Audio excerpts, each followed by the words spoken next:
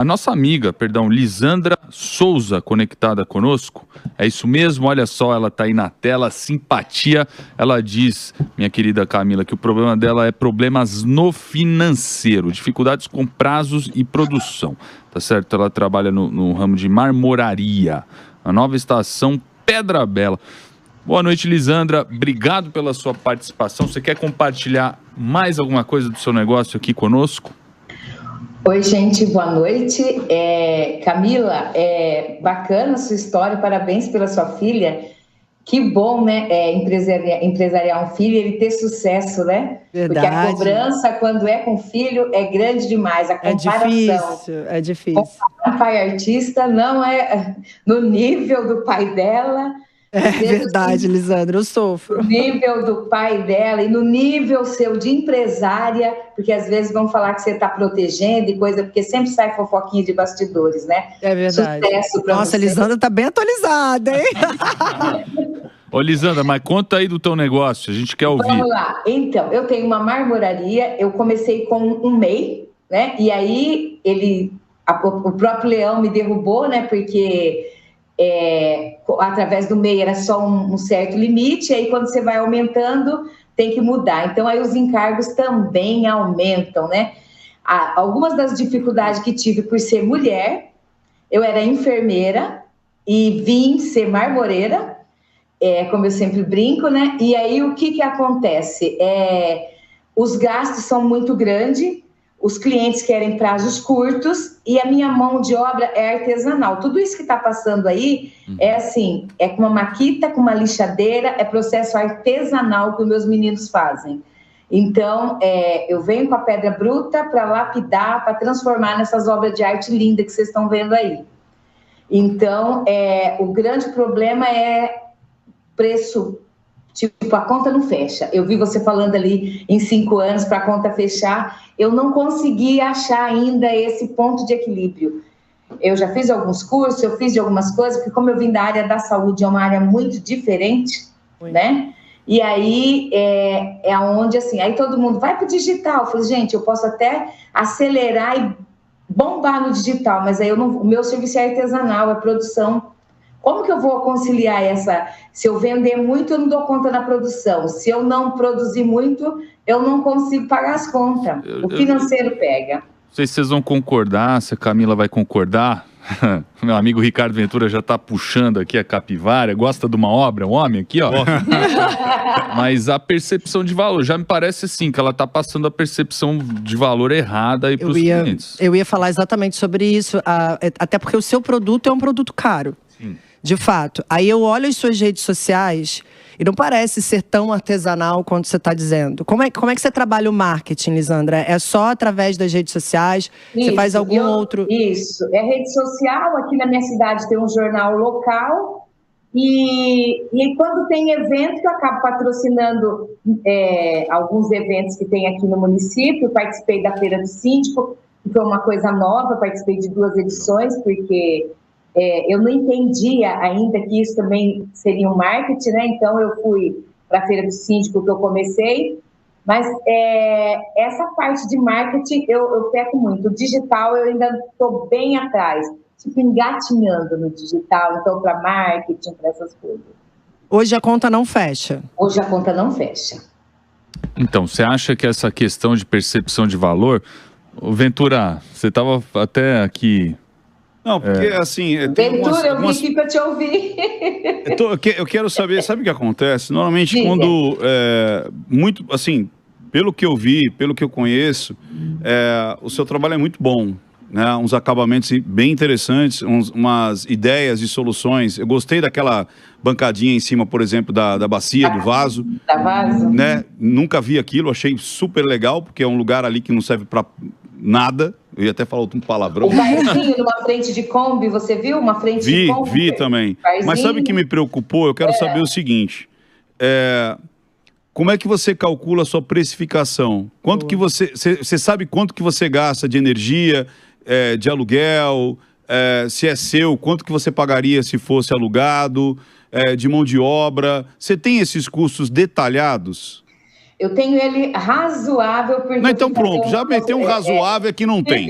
Então, assim, a primeira coisa, Elisandra, assim, de verdade, quando eu tenho muito medo quando as pessoas fazem alguma coisa muito bem, como você está dizendo, Sim. e não buscam mais por conta de não dar conta de fazer. Eu vejo que às vezes o erro está antes do cliente. O erro está dentro. Você está entendendo? Certo. Eu acho que a primeira coisa que você tem que fazer, uma coisa acho que é muito básica, por exemplo, buscar o Sebrae e falar assim, ó, eu quero as planilhas mais simples possíveis para eu colocar em ordem a minha precificação.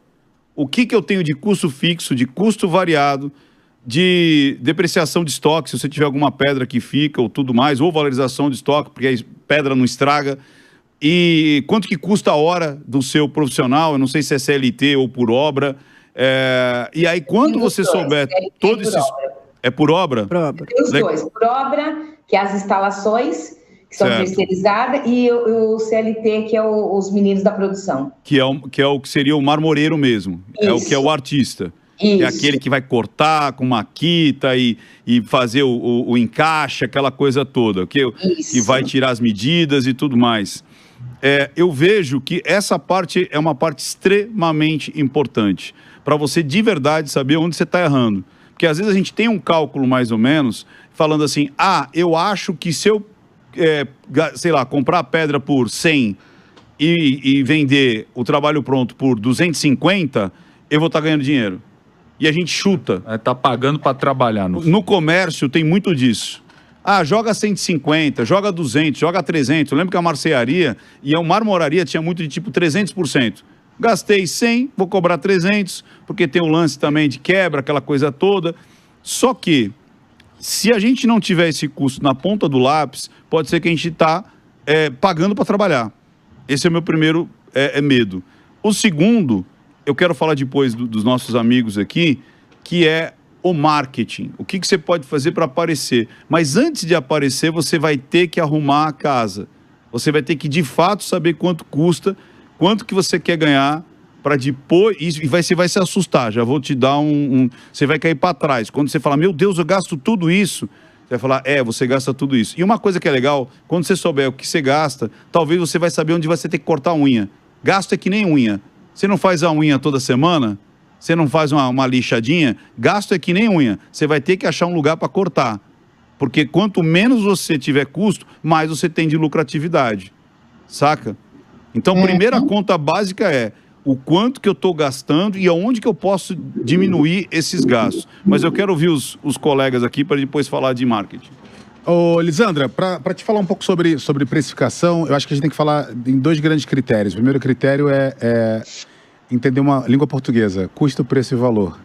Tudo que é custo é quando você gasta para fazer algo. Preço é tudo que você gasta para fazer algo com uma margem de lucro. Agora, valor é a percepção que o outro tem. Então, muitas pessoas aqui falaram, e o marketing pode te ajudar muito nisso, em relação à percepção de valor do seu produto, que a princípio, a tua comunicação não está comunicando o valor percebido. A segunda coisa, na hora da precificação, existem 4 grandes critérios: qualidade, escopo, prazo e orçamento. Qualidade, escopo, prazo e orçamento. A qualidade do seu trabalho não pode mudar se você paga muito ou pouco. Então, a qualidade é sempre igual. Então, o teu cliente só pode escolher 2 das outras 3 coisas: escopo, prazo e orçamento. Se o teu cliente diz o que ele quer em quanto tempo, você diz quanto custa. Se o teu cliente diz quanto que custa e em quanto tempo ele quer, você diz o que você entrega. Então, você precisa entender isso aqui. É essa quebra que está acontecendo no teu negócio que está fazendo com que você não tenha capital de giro. Então, qualidade, escopo, prazo e orçamento. Tira a qualidade, que a qualidade do seu trabalho não muda se é mais ou se é menos. E, por fim, essas outras 3 critérios, o seu cliente só pode escolher 2 das outras 3. Escopo, prazo e orçamento. Para fechar a minha fala, um ponto importante sobre precificação: margem de lucro não é a quantidade que você coloca em cima. Não é que o meu produto custou 50, eu estou vendendo ele por 100, eu tenho 100% de lucro. Não é assim, não, de margem, não é isso. Essa conta tá literalmente errada. A conta para você chegar ao teu preço se o seu produto custa 50 e você está vendendo por 100, você tem que pegar 50 e dividir por 100. Dessa maneira você vai chegar à sua margem de lucro, que normalmente vai ser 35% a 40%. Interessante isso, né?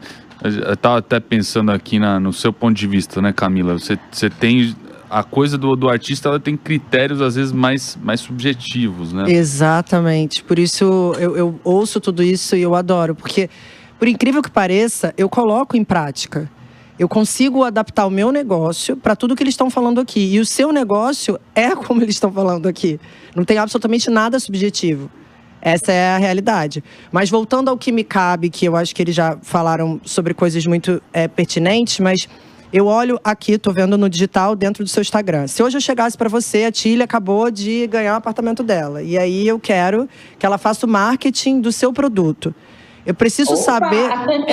mas do que adianta? Vai que ela, com os milhões de seguidores dela, faça exatamente o seu medo, explode e você não tem como atender. E principalmente, provavelmente, você vai cobrar o custo disso. Se não vai, deveria. Né? Porque uma coisa é eu pagar um preço cheio para fazer algum tipo de parceria. A outra é para um produto como o seu, que é um produto caro, e a gente já sabe, que é artesanal e que é diferente e pode ser exclusivo. Que é o que eu entendi rapidamente aqui, sabe? Viu quando eu falei aqui do Denis, eu falei, ele tem um ticket alto? Sim. Como ele consegue colocar 10 mil pessoas e cobrar muito caro? Qual foi a experiência que ele proporcionou para as pessoas que estão ali dentro? É um evento como outro qualquer. Então ele foi buscando a melhor maneira disso acontecer. Mas sem você saber nada do que eles falaram aqui, vai ser só você se empolgando, ela divulgando, e você nem sabe se o custo que você cobrou para ela é, de fato, o seu custo, né? Ou o custo de ter o seu material na casa dela.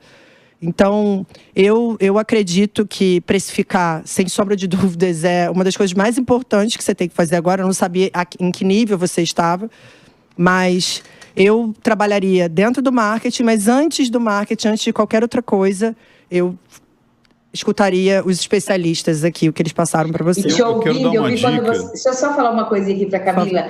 Quando você falou da questão planilha, eu uso planilha, eu faço planilha. Eu estava ouvindo aqui, eu estava pensando, gente, falta planilha na minha vida. É isso aí, falta planilha na sua vida. A primeira coisa que eu percebi foi isso.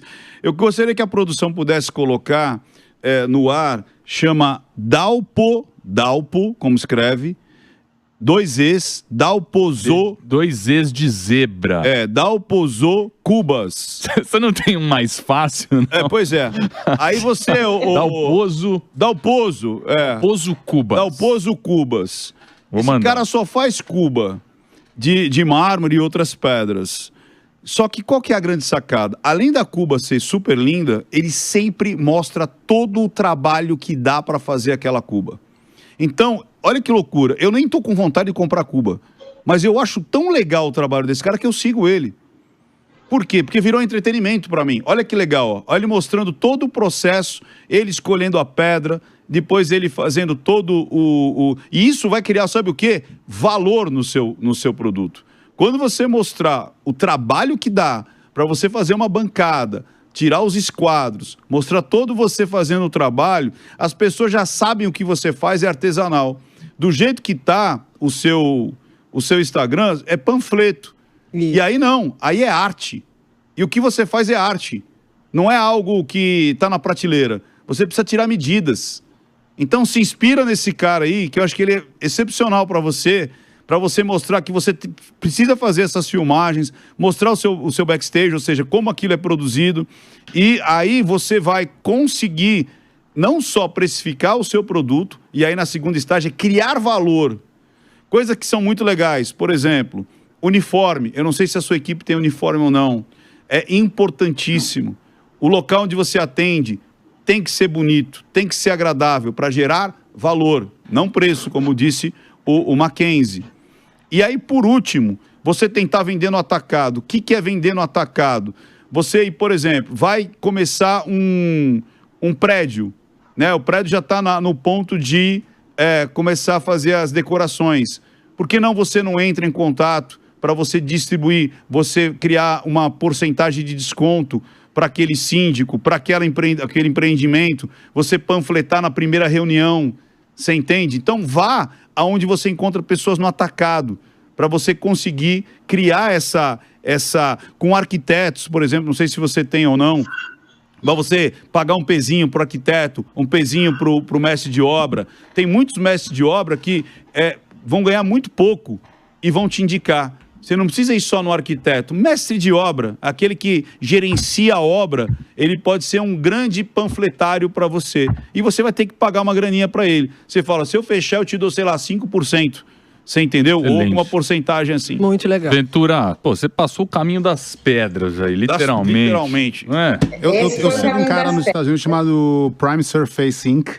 É um cliente meu, inclusive, é um cara que eu trabalho com ele. E ele também tinha essa mesma dificuldade que a Elisandra tinha, que é basicamente de como que ele consegue fazer. E é exatamente isso que o Ventura está falando. A gente está transformando ele hoje num influenciador que está falando sobre e fazendo exatamente isso, parcerias com arquitetos, com pessoas que trabalham em obras, e está levando isso. Então, se você quiser depois acompanhar um pouco mais do trabalho dele, é o Prime Surface Inc. Legal, eu também gostei da dica de ir lá pro Sebrae Eu acho mais acessível também. Né? Lisandra, obrigado Oi. pela sua presença aqui, pela simpatia. Obrigada, gente. Beijo, boa noite. E olha, hoje mesmo, vou desligar aqui, já vou começar, ó, caderninho e planilha, Camila. Planilha, Lisandra não sabe montar uma, tem alguém do seu lado que vai ajudar, vai na minha. Tá, e gostei das dicas, a gente trabalha tanto e não filma os bastidores, vai em obra, vai aqui, vai ali e não mostra o Filme trabalho, posta né? nos stories, filma todos os bastidores, todo o trabalho. Estou indo por mais um cliente, olha aqui, o antes e o depois. Isso é muito legal.